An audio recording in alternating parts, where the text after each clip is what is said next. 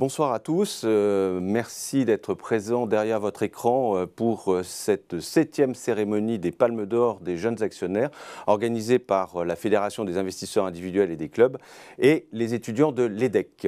Tout d'abord, je dois remercier Benoît Grisoni qui, pour la 3e année, nous reçoit et participe à cette manifestation. Et pourquoi encore ce choix et pourquoi ce soutien, Benoît ? Écoute, merci beaucoup Charles-Henri. Écoute, le choix il est assez simple, hein. Nous, on est très heureux de vous accueillir. Donc, je voudrais d'abord vous remercier parce que il faut remercier les partenaires qui créent finalement cet événement. Donc, évidemment, toi, la F2IC que tu représentes, Euronext, et puis l'EDEC Business School parce que c'est finalement une équipe à 4 qui permet de créer cet événement. Et c'est important pour nous. Pourquoi ? Parce qu'en fait, Boursorama Banque, c'est d'abord la banque des jeunes. On a pratiquement 1 million de clients qui a moins de 25 ans chez Boursorama, sur les 3,7 millions que nous avions fin mars. Donc ça veut dire qu'on a 25% de nos clients qui ont moins de 25 ans. C'est une belle performance. Mais attends, c'est pas fini. Et sur les nouveaux clients qu'on a recrutés au premier trimestre, on en a recruté à peu près 400 000, 42% ont entre 18 et 25 ans. Donc ce sont exactement les étudiants finalement qui sont représentés aujourd'hui, ceux de l'EDEC, puisque c'est eux qui jugent et qui vont nous décerner finalement ces palmes d'or des jeunes actionnaires. Donc on est vraiment la banque des jeunes. Je dirais qu'on est aussi la banque des jeunes épargnants, parce que si je regarde, on a ouvert 130 000 comptes titres cette année, donc des PEA, des PEA-PME, des comptes titres ordinaires, et à peu près 50%, c'est des moins de 30 ans qui les ont ouverts. C'est 2,5 fois plus que leur part dans le stock. Donc il y a vraiment eu ce rajeunissement dont on avait parlé d'ailleurs l'année dernière, de plus en plus d'intérêt quand même pour la chose financière, l'investissement. Donc voilà, toujours de bon augure, évidemment avec un point d'attention qui va être, mais ça vous en avez beaucoup parlé dans la table ronde qui précédait, qui était très bien là, sur quoi faire finalement dans ce contexte d'inflation. C'est vrai que là les choses tanguent un petit peu, donc il faut, mais c'est normal, hein, je crois qu'on n'a jamais tous dit l'inverse. Il y a des moments un peu plus difficiles, il faut être en capacité à prendre un peu de diversification, être en capacité à réagir. Et puis c'est vrai que l'investissement, si on le fait de manière programmée, et plus on est jeune, plus on peut se permettre de le faire. Ce qui peut paraître paradoxal, mais en fait, c'est ça finalement l'idée majeure. C'est pour ça que nous, on est très contents d'être partenaires de ces palmes d'or des jeunes actionnaires, parce qu'on est convaincus que plus on s'y prend tôt, et ce n'est pas une question d'argent, ce n'est pas une question d'être riche, plus on est capable à la fin d'avoir un patrimoine financier qui va permettre à chacun d'avoir des projets qu'on n'aura pas la capacité à financer si on ne s'y prend pas de ce point de vue-là. Donc nous, on est très heureux. Et puis je termine juste un point. C'est aussi un moyen pour nous d'innover, parce que je pense que les jeunes, c'est toujours important, parce que c'est ceux qui vous poussent à quand même réfléchir un peu. Et donc on a changé beaucoup de choses dans nos offres ces derniers temps, en s'inspirant de modèles qui fonctionnent plus aussi sur les jeunes, et je pense à la bourse. Il y a beaucoup d'acteurs qui font de la gratuité, qui créent aussi des produits. Et donc on a créé Boursomarket par exemple à 0 €, plus de 40 000 produits financiers. On a lancé du crowdfunding immobilier, parce qu'on voit qu'il y a une demande aussi qui commence à arriver sur ce type de support. On a toujours le PEA jeune, hein, parce qu'on est un des rares. On est un des rares à le distribuer. Donc on fait l'effort de le proposer. Combien d'ouvertures ? On en a fait à peu près. Écoute, on doit être à 20 000 depuis le début. Voilà. Donc je pense, en part de marché, on doit être très bien. Ouais. Alors, quand tu es tout seul à vendre, c'est plus facile. Non, mais je veux dire, voilà. Donc, on essaye vraiment de garder ce cap, et on est très, très heureux de vous accueillir ici. Donc, merci à tous d'être là et à tous ceux qui ont participé à cet événement. Alors, juste une question, puisque comme vous surveillez un peu tout ce que font vos clients, depuis le 24 février, comment ils réagissent, et est-ce qu'ils sont à l'affût? Est-ce qu'ils ont plutôt créé de la liquidité sur leur compte? Sur quel type de valeur ils vont? Est-ce que vous avez quelques éléments d'information Oui, tu as raison, je ne l'ai pas mentionné. Alors, ce qu'on a vu, c'est on a toujours à peu près l'activité qu'on a retrouvée avec le Covid. Vous savez, on avait fait x3 en gros, hein, par rapport à 2019. On a gardé ça en 2021. Donc 2020-2021, très très belles années, vraiment les plus belles historiques. Et là, 2022 est à peu près sur les mêmes bases. Alors avec des mois beaucoup plus volatiles. Par exemple, avril était assez calme, mai était plutôt assez actif. Il y a un attentif qui s'est un peu créé, c'est vrai, tu as raison, il y a eu un peu des poches de liquidité qui se sont créées. Et globalement, on n'a pas vu en tout cas de différence dans la nature des investissements. Tu vois, je ne peux pas te dire qu'il y a un secteur ou un marché qui a été particulièrement mis en avant. Ce qu'on constate et qui est plus difficile à expliquer, c'est évidemment plutôt ce qui s'est passé côté obligataire, puisqu'on a beaucoup de clients qui peuvent avoir des produits de type défensif. Et où là, c'est vrai que finalement, on pensait parfois que ça pouvait être un peu refuge, puisque depuis, je ne suis pas spécialiste, mais 30 ans ou au moins, on n'avait pas connu cette espèce de corrélation totale entre la moins-value finalement sur le marché obligataire et celle sur les actions. Et là, il y a une difficulté aussi pédagogique à expliquer le phénomène qui était cette remontée très brutale des taux qui évidemment n'avait pas été anticipée et qui a créé cet élément-là. Donc ça fait partie des éléments de réorientation qu'on est en train de voir, c'est-à-dire des clients qui étaient sur du défensif et qui se disent finalement si c'est pour avoir des moins-values, en tout cas même si c'est ponctuel, même si c'est à relativiser sur une très longue période, mais globalement ils vont, ce qui peut paraître paradoxal, reprendre peut-être un peu de risque dans un marché où on peut avoir des opportunités. Remettre un peu d'audace dans leur portefeuille. Exactement. Voilà. Merci beaucoup Benoît.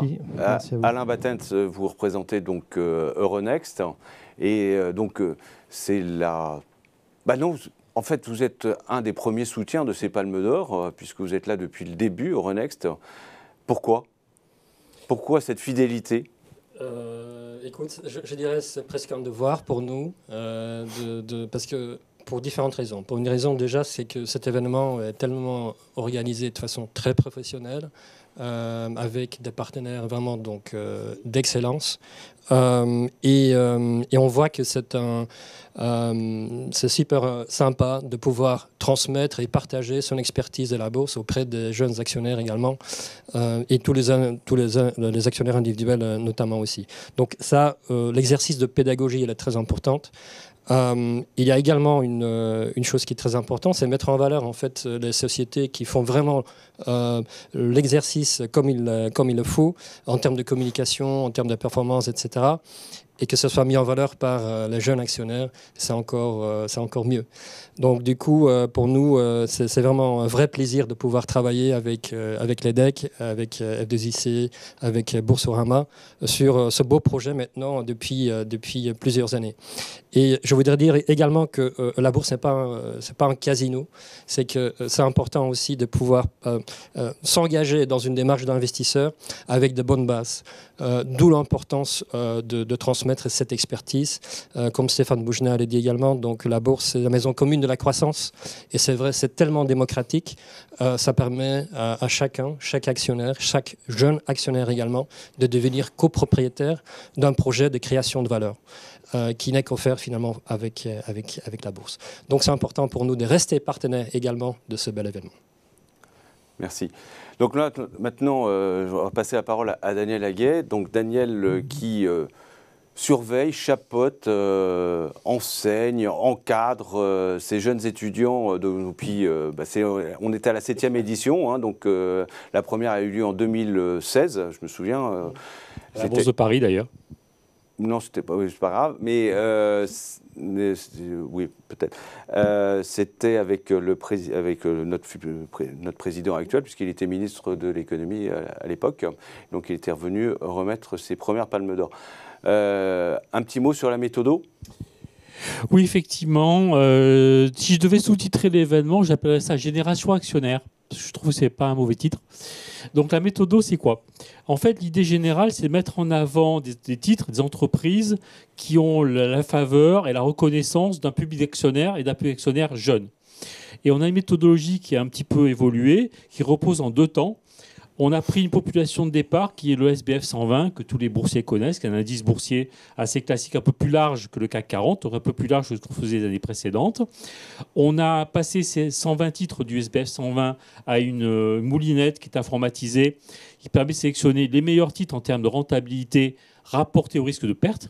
Donc on a pris en compte la rentabilité sur plusieurs périodes, 5 ans, 10 ans, 1 an, le tout divisé par le risque moyen de perte, qui est en fait la perception du risque la plus importante pour un individu, parce que ce qu'il veut éviter, évidemment, c'est la perte. Et on a sélectionné donc un échantillon de titres sur 1 an, 10 ans et 5 ans, sur la base de rentabilité divisée par risque de perte. Et une fois qu'on a eu ces 15 titres, cet échantillon de 15 titres, on a fait intervenir un jury qui est organisé par notre équipe que je salue, que vous allez voir dans quelques minutes. Et ce jury a sélectionné sur des critères beaucoup plus qualitatifs les titres qu'ils considèrent comme étant les plus représentatifs des grandes catégories qui ont été sélectionnées, comme la performance, la pédagogie, la communication, etc.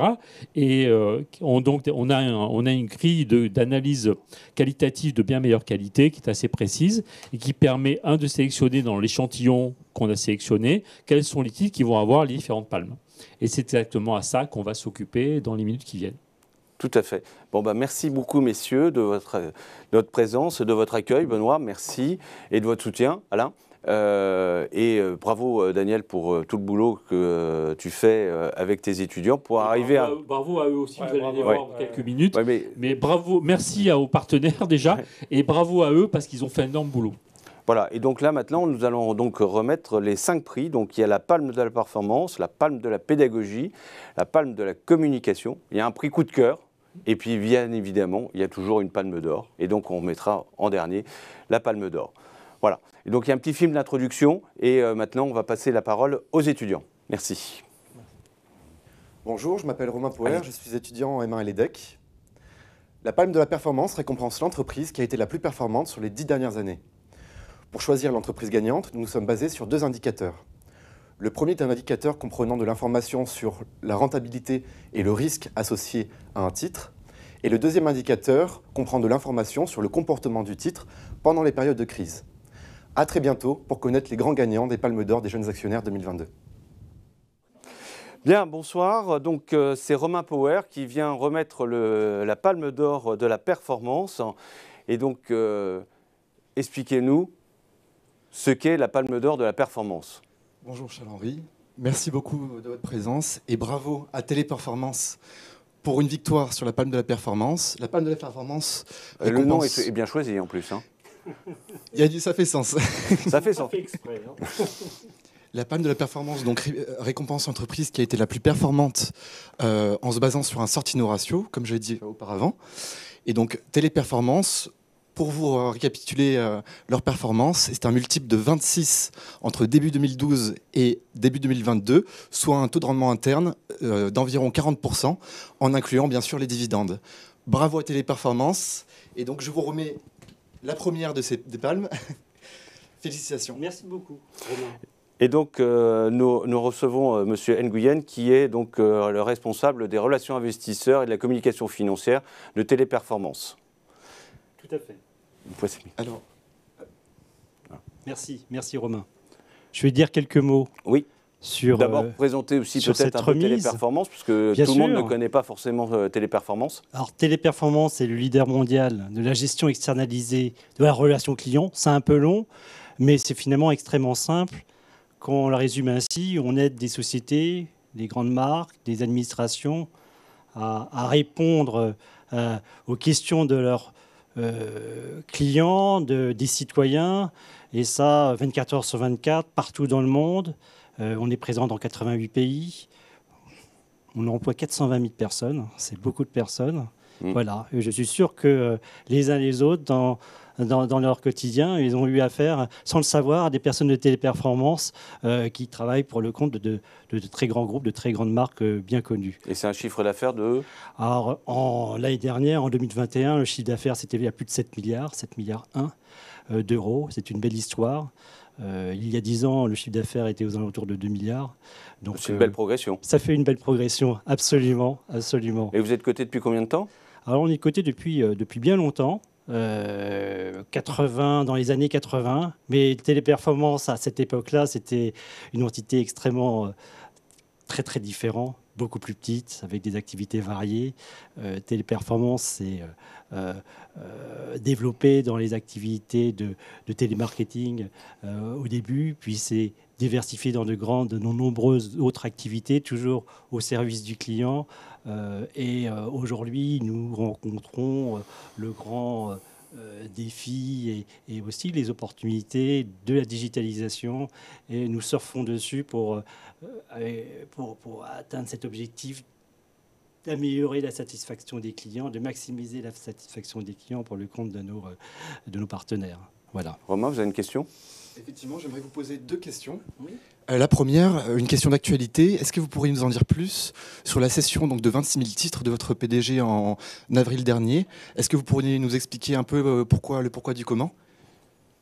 C'est une question technique parce que Daniel Julien, donc, notre président directeur général, a vendu ces titres pour des raisons fiscales dans le cadre de l'attribution d'un plan d'action de performance. Voilà, qui a été mis en place en 2019. D'accord, merci beaucoup.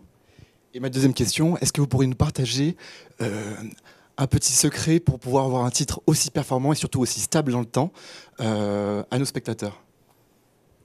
Je pense que les clés de la réussite de l'histoire Téléperformance, ça se résume en 3 mots. Hein. Je choisis 3 mots, alors qu'il ne peut rien avoir plus. Vision, agilité, passion.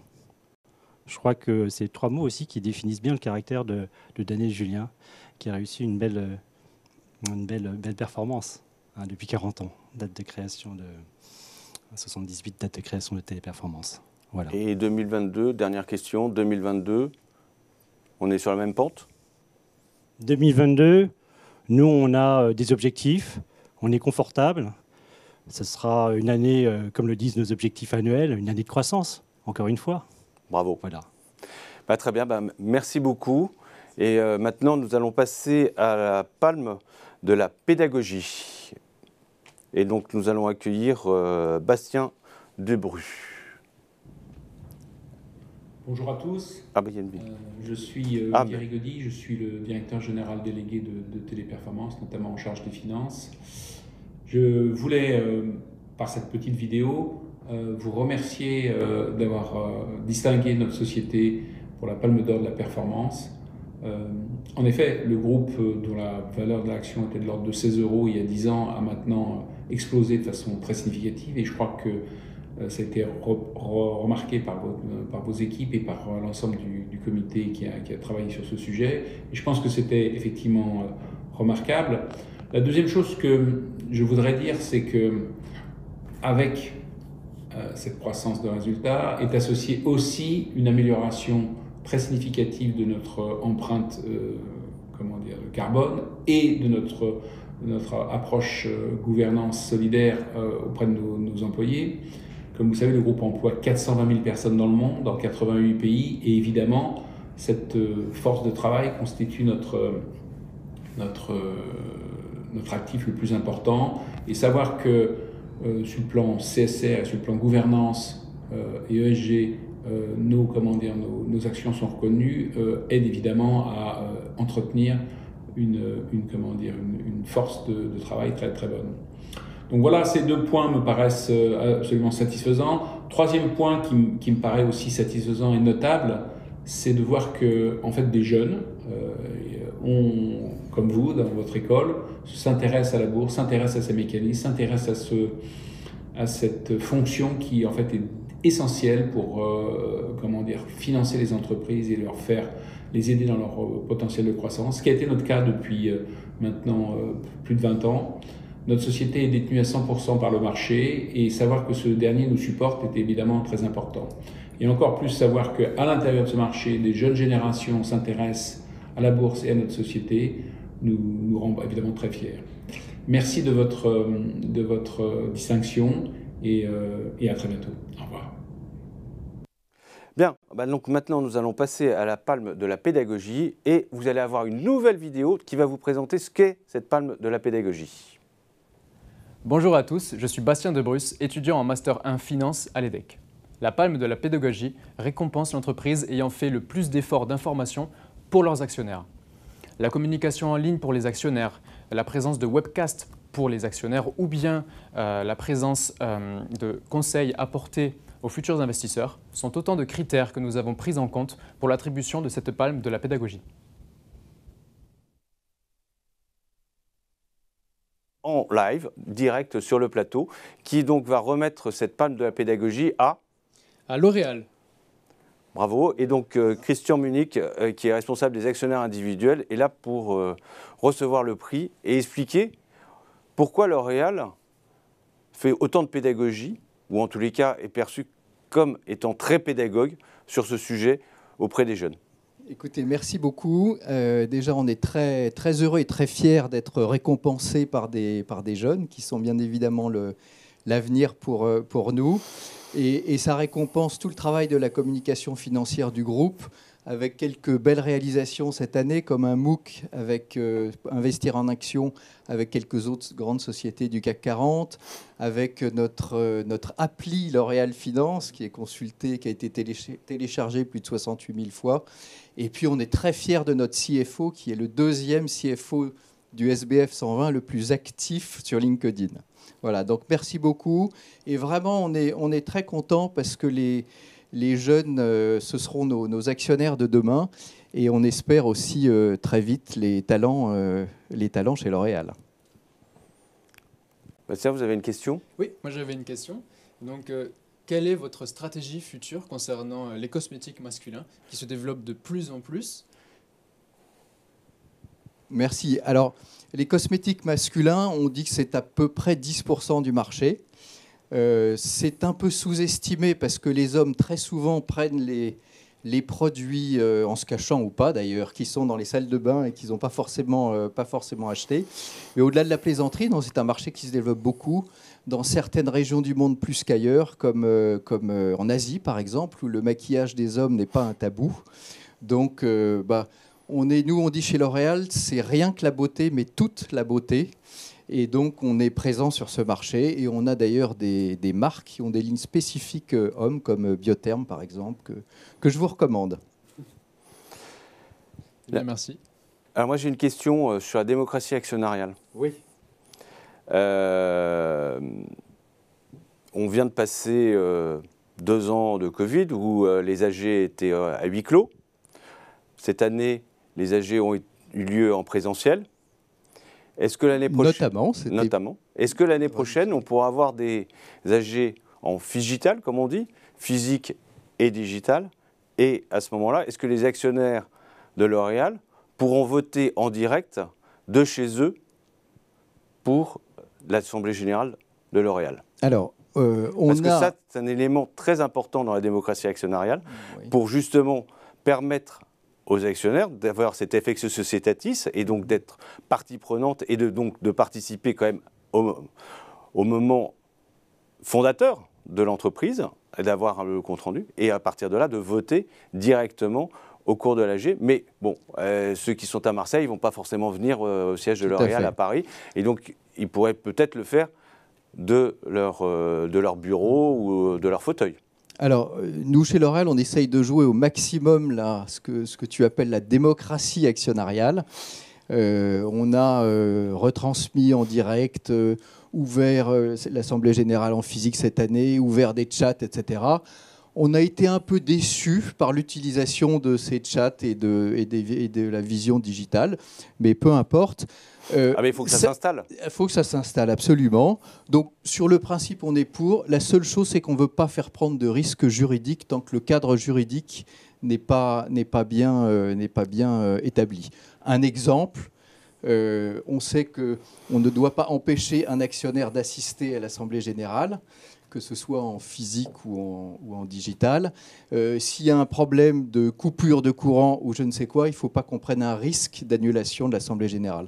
Donc une fois que ces cadres légaux auront été bien précis, bien précisés, si, c'est très important, à ce moment-là, bien évidemment, on ira. Mais tant qu'il y a des incertitudes là-dessus, ce serait un peu aventureux d'y aller.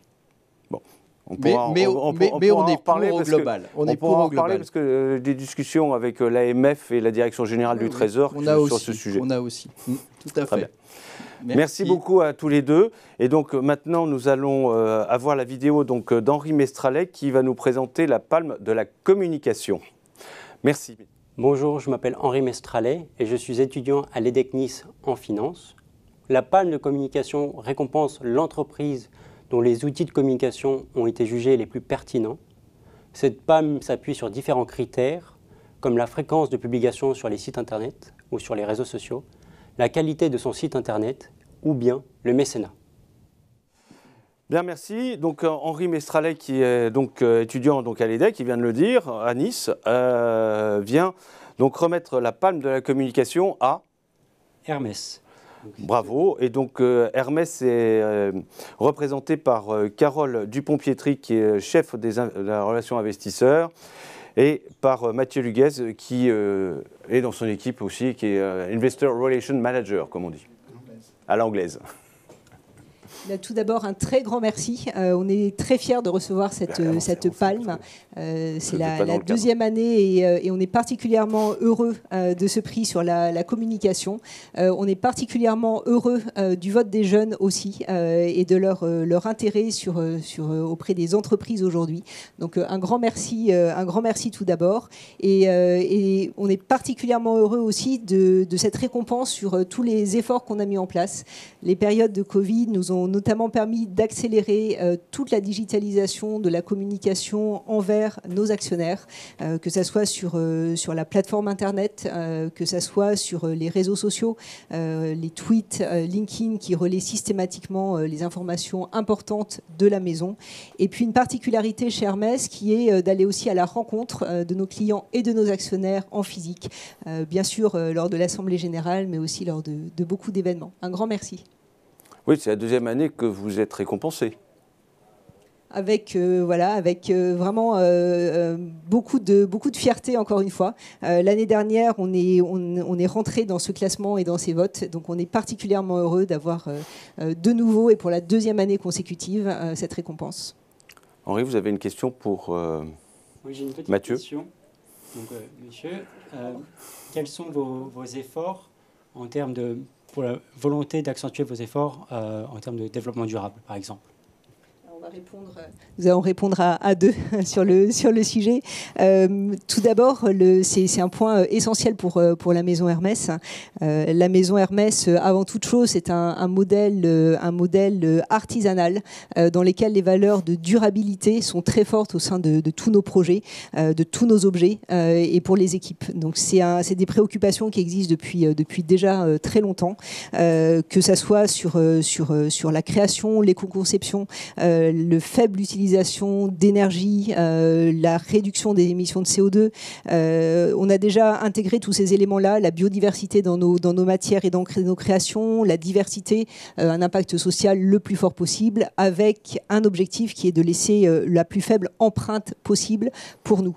On a cette culture qui est très ancrée, mais qui ne suffit pas, puisqu'on souhaite avoir des objectifs extrêmement ambitieux sur le sujet. Et donc vous avez pu voir que cette année, on a améliorer nos objectifs de réduction d'émissions de CO2 validés par le SBTi notamment. Mathieu, vous voulez rajouter quelque chose? Écoutez, sur la gouvernance peut-être? Écoutez, c'est pareil, sur la gouvernance, on est une maison qui a bientôt 200 ans d'histoire, donc on continue avec la... Et je pense que pour les actionnaires aussi, ce qui serait intéressant, c'est qu'on n'est pas juste sur l'année prochaine ou ces 10 prochaines années, mais c'est vraiment la transmission à la prochaine génération de membres familiaux. D'accord. Très bien. En tous les cas, bravo. Merci à vous pour cette palme d'or de la communication et peut-être à l'année prochaine. Mais on peut peut-être laisser la place à d'autres aussi. Mais bon, si vous êtes toujours aussi performant, il n'y a pas de raison que vous ne soyez pas là. Très bien. En tout cas, merci. Donc là, maintenant, nous allons passer à la palme coup de cœur des étudiants. Et donc, il y a une vidéo de Sarah Rousseau qui va nous expliquer comment a été décernée cette palme. Merci. Merci beaucoup. Bonjour, je m'appelle Sarah, je suis étudiante en deuxième année du bachelor de l'EDEC. La palme coup de cœur récompense l'entreprise favorite des étudiants. Elle représente le vote des étudiants parmi une présélection d'entreprises faite par notre jury. Cette palme s'appuie sur un sondage réalisé sur les réseaux sociaux auprès des jeunes issus de différentes écoles d'ingénieurs et d'universités, au nombre de plusieurs centaines. Les étudiants ont choisi le titre le plus attractif et le plus prometteur selon eux et selon des critères de sensibilité personnelle. Avec Raphaël Van Verbeek, qui est aussi étudiant à Nice. Et alors, expliquez-moi quand même, au-delà, parce qu'on est toujours dans la méthodo et qu'on est sur le coup de cœur, on va faire patienter un peu nos internautes de savoir qui est le regagnant de cette palme d'or coup de cœur. Mais parmi les votants, il y a quelques caractéristiques qui m'ont fortement impressionné et j'aimerais avoir un peu ces deux chiffres qui m'intéressent particulièrement. Alors effectivement, on a regardé le vote des étudiants. Et parmi les votants, 51% ce sont des femmes. Donc on va dire que c'est le vote des étudiantes. À 51%, oui. Et 40% des votants, ce sont des étudiants qui ne sont pas issus d'une formation de finance. Donc on a des écoles littéraires, des écoles d'art, bon, beaucoup d'écoles d'ingénieurs quand même. Ah, ça va peut-être expliquer pourquoi le gagnant. Dans une grande partie, oui. Et donc la Palme d'Or du coup de cœur est attribuée à Capgemini. Bravo. Merci. Et donc nous avons Patrick Massoni qui est donc responsable des relations investisseurs au sein du groupe Capgemini. Bonsoir Charles-Henri, bonsoir Raphaël et Sarah. Pardon. Eh ben, je suis très heureux d'être là au nom de Capgemini pour recueillir cette palme qui nous tient particulièrement à cœur, c'est qu'à le dire, pour une palme coup de cœur, parce qu'elle vient d'étudiants et Capgemini est un groupe qui recrute beaucoup d'étudiants chaque année. Donc c'est important pour nous d'avoir cette visibilité et cette reconnaissance. Donc merci encore. Vous avez une question, Raphaël ? Oui, bien sûr. Du coup, vous avez été, comme vous l'avez dit, élu coup de cœur des jeunes. Selon vous, quelles actions menez-vous auprès de ces jeunes et qui pourraient expliquer cet engouement ? Merci Raphaël. Alors effectivement, nous avons une visibilité qui est forte, mais qui est liée à notre modèle opérationnel. Nous sommes un groupe de plus de 340 000 collaborateurs dans plus de 50 pays, majoritairement des jeunes qui nous rejoignent, en tout cas en grande partie en sortie d'école. L'âge moyen dans le groupe est de 33 ans et que nous accompagnons ensuite, que nous formons aux technologies, aux nouvelles technologies et aux services en technologie. Donc le positionnement du groupe, ce sont des services de technologie qui est déjà en tant que tel attractif auprès effectivement de la jeune génération. Et nous avons également une activité de conseil en stratégie qui est également une autre activité phare du groupe et qui intéresse en général beaucoup tous les diplômés des écoles auxquelles on s'adresse. Donc nous sommes très présents évidemment auprès de ces écoles, dans les forums et toute forme de communication. Nous avons une visibilité aussi dans les médias attachés à nos métiers. Et de ce fait, quand vous voyez des étudiants, est-ce que vous leur parlez de l'action Capgemini ? Alors, ce n'est pas notre priorité, très sincèrement. D'abord parce que le groupe est un groupe du CAC 40, donc je pense que nous avons déjà une notoriété en la matière. L'intéressement et l'association des collaborateurs aux résultats et à la performance est une dimension très importante dans le groupe. Nous avons chaque année un plan d'actionnariat salarié et qui est en général très largement souscrit. Donc c'est quelque chose que les jeunes qui nous rejoignent découvriront. Et je dirais, nous n'avons pas besoin d'utiliser cet argument. Nous avons d'autres atouts à faire valoir. Sarah, vous avez une question ? Comment vous faites pour attirer plus de femmes chez Capgemini ? Alors, merci Sarah pour cette question qui est aussi très importante. Les enjeux de diversité sont d'autant plus critiques pour le groupe que nous avons des filières de formation, notamment les écoles d'ingénieurs où malheureusement la gente féminine est un petit peu moins bien représentée. Donc nous avons pour l'ambition d'atteindre d'ici 2025 40% des effectifs composés de femmes, contre 36% aujourd'hui, et nous avons augmenté de 2 points ce taux l'année dernière. Alors comment nous arrivons à progresser ? Eh bien, en partie, je pense, notre politique de flexibilité du travail que nous avons mis en place suite à la pandémie est aujourd'hui un facteur d'attractivité. Ça donne une grande facilité d'organisation, notamment pour les jeunes mères de famille. Mais plus généralement, nous prenons des engagements forts pour la diversité, notamment la diversité de genre. Et je pense que l'environnement qu'offre Capgemini, environnement inclusif, est un facteur d'attractivité, en particulier effectivement auprès des femmes. Et en termes de gouvernance, vous êtes au quota de la loi Zimmermann-Copé ? Alors on est à 42% à l'issue des évolutions du conseil d'administration, donc on est au-delà du seuil, mais c'est quelque chose sur lequel nous sommes effectivement aussi vigilants, la diversité des profils et des expériences du conseil d'administration. Donc la diversité de genre en fait partie parmi d'autres critères comme l'internationalisation ou l'expérience sectorielle. Très bien. Et bien, en tous les cas, merci à vous trois pour cette palme d'or coup de cœur, donc attribuée par un vote d'un public large d'étudiants et pas que par l'EDEC. Donc ça, c'est un point très important. On élargit notre champ et on essaye d'essaimer ces palmes d'or au-delà de l'EDEC. Et donc maintenant, voilà, on va passer à la Palme d'Or globale. Nous avons donc une vidéo de Benedetta De Luca qui va nous présenter cette Palme d'Or. Ciao, sono Benedetta, studio Finanza EDEC. La Palme d'Or, c'est la palme la plus prestigieuse du palmarès qui est remise à l'entreprise qui a mieux performé sur les critères quantitatifs et qualitatifs que nous, en tant que jury, avons sélectionnés. Bon. Donc, Benedetta, qui gagne cette année?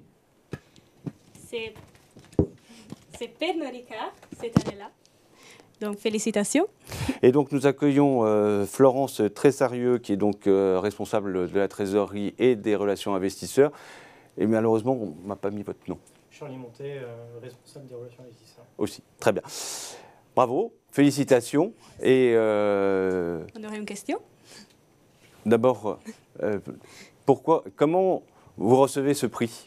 Merci beaucoup. On est très flattés de recevoir ce prix. Et on avait déjà reçu un prix l'année dernière, mais pas la Palme d'Or. Donc, on n'a fait que s'améliorer. Donc, merci beaucoup. Merci d'avoir reconnu nos efforts. On est ravis, effectivement, de pouvoir targeter aussi des jeunes actionnaires et puis des jeunes talents. Je pense que quelqu'un avait déjà fait cette remarque et c'est aussi important pour nous. Donc, un grand merci. Vous avez une question, Bénédicte? Alors, vous que Pernod Ricard est une entreprise plutôt familiale avec une base actionnariat plutôt familiale, alors quelles sont les conséquences sur la stratégie long terme? Du coup, je vais commencer, puis je laisserai Charlie compléter. En fait, alors, on n'est pas une entreprise familiale, parce qu'on a un actionnaire familial important, mais on est une entreprise cotée et avec un flottant de l'ordre de 80%. Oui, vous avez quand même un actionnaire de référence. Un actionnaire de référence, exactement. Alors, je pense qu'effectivement, ça influe sans doute sur la stratégie et sur la perspective qu'on donne à nos actionnaires et qu'on donne à nos employés, enfin, à l'ensemble de nos stakeholders. On s'inscrit dans le temps. En fait, Alexandre Ricard est le petit-fils du fondateur. Il a pris la succession de son oncle. Je pense que ça inscrit notre stratégie sur un temps qui est plus long, notamment parce qu'il y a une stabilité du management. Et puis, je pense que sur des enjeux, notamment de RSE, et Charlie, je te laisserai commenter, je pense que ça les inscrit dans une tradition familiale et dans une tradition patrimoniale qui prennent tout leur sens. Je te laisse peut-être... Oui, juste quelques mots sur la stratégie RSE. On a une ambition RSE très forte avec des objectifs à 2030. Les objectifs, ce n'est pas seulement du court terme sur le chiffre d'affaires et la marge à 3 ans. On a aussi des objectifs de très long terme. Et sur les aspects RSE, on a aussi commencé il y a très longtemps. Paul Ricard, le fondateur de Pernod Ricard, a par exemple créé l'Institut océanographique il y a de très nombreuses années. Donc voilà, on s'inscrit dans cette vision à très long terme. Bien, bravo, félicitations. C'était intéressant ce que vous dites parce que hier j'étais à Nantes où j'animais aussi un débat avec 3 sociétés. Donc il y avait Bouygues, le groupe SEB et Wendel. Donc c'était aussi des entreprises avec un actionnariat familial et j'ai noté que Wendel m'expliquait que ça faisait 300 ans qu'ils existaient. Et qu'ils sont cotés depuis 1859. Oui.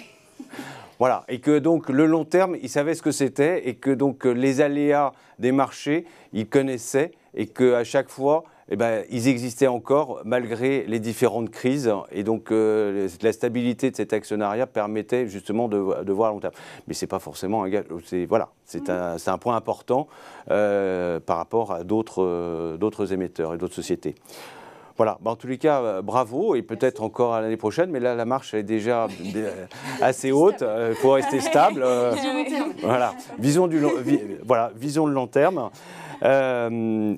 Donc, on va terminer cette cérémonie en vous parlant aussi, parce que là, on vient de parler de l'ESG. Donc, il y a une palme ESG, mais elle n'est pas remise ce soir. Elle est remise le 8 novembre prochain dans le cadre des Investor Awards qu'organise Boursorama. Et je vais laisser Romain Power vous présenter le méthodo de cette palme ESG et je reviendrai sur les 15 sociétés qui ont été sélectionnées pour participer à cette palme. La palme ESG est remise à l'occasion des Investisseurs Awards de Boursorama. Elle est fondée sur 3 types de critères. Premièrement, des critères de type environnementaux, avec par exemple la neutralité carbone d'une entreprise. Des critères de type sociaux, avec par exemple le mécénat. Et enfin, des critères de type gouvernance, comme par exemple la parité au sein des organes de direction de l'entreprise.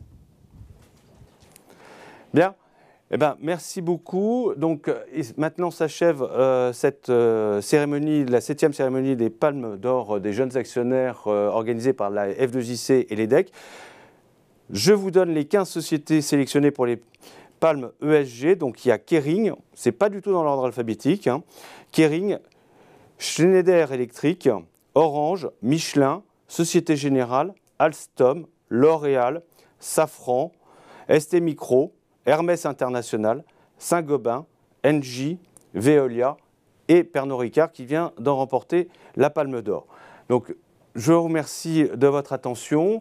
N'hésitez pas à participer aussi aux travaux de la F2JC. Donc, en vous inscrivant sur le site de la F2JC, f2ic.fr. Et plus on sera nombreux au sein de la fédération, plus on pourra faire porter la voix des actionnaires individuels et des investisseurs qui mettent de l'audace dans leur épargne. Eh ben, merci beaucoup aux uns et aux autres d'avoir participé à cette 7e cérémonie et je vous donne rendez-vous à l'année prochaine.